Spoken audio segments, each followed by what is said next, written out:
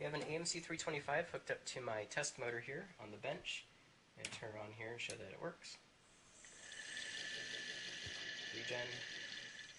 And I usually get a lot of emails about vehicles that are kind of creeping along, and what causes that is the encoder signal is not getting over to the motor controller, so it thinks that the motor is not spinning.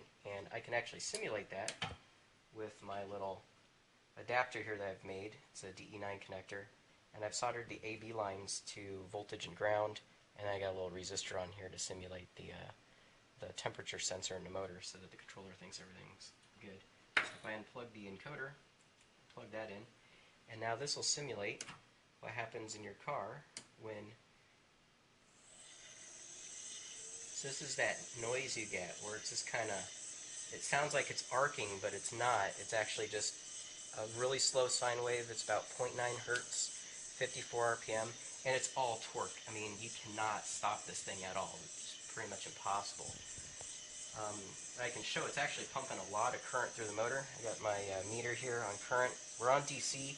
It's too slow of an AC signal for it to work on AC, but I can show you what that looks like. Oh, if I actually change the range to a higher,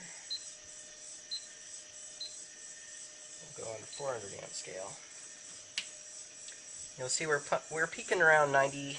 We got 97 amps there, 96 amps. So it's roughly 100 amps. Now this is at a very, very low voltage. So if you go flip this over to volts, and we'll try AC and see if it'll actually show up here.